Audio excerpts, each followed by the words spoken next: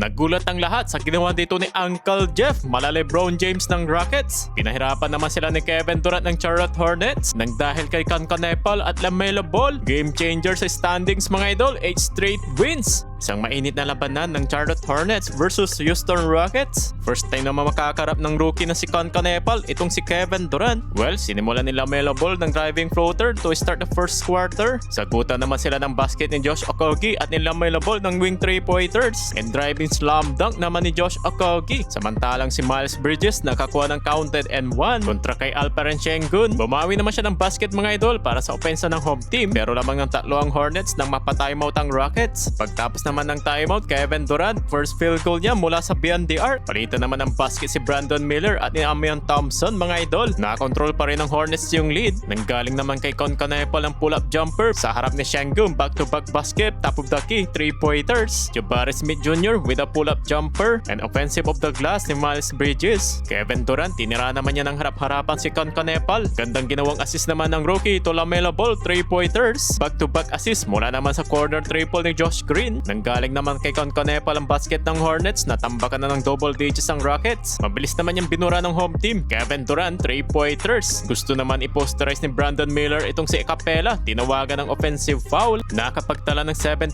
run ng Rockets, 29-26 end of the first quarter. Sa second quarter, agad naman ditong tinabla ng home team. Sinundan niya ng transition dunk ni Jabari Smith Jr. Nagsagutan naman ng 3 ang dalawang point guard na si LaMelo Ball at Red Shepard para dito sa Rockets. Well, after nyan, lumipad naman si Red Shepard sa ball fake na LaMelo Ball. Pasok ang 3 points. Tuwang-tuwa naman doon si LaMelo Ball. Back-to-back 3-pointers mula naman kay Miles Bridges. And Jabari Smith Jr. with a turnaround jumper sa harap ni Cancanepal. Pero momentum pa rin ng Hornets mga idol. Balik na naman sa double figure nang dahil sa turnover ng home team. Miles Bridges with a drive and finish, 49-36. Leading scoring naman si Kevin Durant para sa Rockets. Ito naman yung problema ng Houston, yung kanilang mga turnovers. Cancanepal with a driving layup, meron na rin siya ditong 9 points. Back-to-back field goals for the rookie mga idol. Ito, gandang behind the back pass naman ni Sengun to Jabari Smith with the layup. Nasundan pa ng kanyang 3 points mula sa assist ni KD. Sumagot naman ng corner 3 points si Josh Green at ni Cancanepal with a driving layup. Apat ang nakapagtala ng double figure sa Hornets. Habang sa Rockets, KD at Jabari Smith lang may double figure, 61-49. 12 points ang kailangan habulin ng Rockets end of the first half. Nagsimula naman kay Amion Thompson sa pagpasok ng third quarter at sinundan niya ng floater ni Kevin Durant. Back-to-back basket, baba na lang sa single-digit lead. Block naman inabot ni LaMelo Ball kay Jabari Smith. Tinawagan ng flagrant foul si LaMelo Ball nang dahil na nga sa ginawa niya. After niyan, Miles Bridges with a corner triple. Samantalang sa Rockets, pumuntos naman si Sengun at ni Kevin Durant with a slam dunk. Napituan pa si Cancanepal sa transition dito ni KD. Pagtapos niyan, galing pa rin kay Kevin Durant opensa ng Rockets.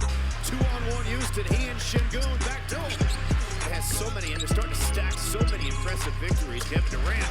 Yun nga lang, nagpaulan ng dalawang sunod na 3 ang Hornets, kaya balik na naman sa double digits lead. 31 points para kay Kevin Durant, shooting 52% sa field, habang pinapanguna naman ni Cancanepal sa Hornets na may 22 points, 91-75 heading to the fourth quarter. Sa pagpasok ng final quarter, nag-umpisa sa opensa ng Hornets. Agad silang kumana ng back-to-back field goals and Jabari Smith Jr. in the mid-range jumper at sinundan niya ni Red Shepard sa parehong spot. Kaso nga lang, tinampakan ng 22 points ang Rockets. Pero eto, nagulat naman ang lahat sa ginawa ni Uncle Jeff. There's nothing set in stone. Ang 39 years old at one-time NBA champion, nagawa pang mag-slam dunk pero wala pa rin tatalo sa ginagawa ni LeBron James. Ang 41 years old naman ng LA Lakers, magang isinuko ng Rockets ang laban dahil hindi na naglalaro ang kanilang mga key players. Sa last 2 minutes, kinaba naman ng Hornets nang may baba nila sa 12 points pero na-secured pa rin nila yung panalo sa likod ng 24 points ni Cancanepal.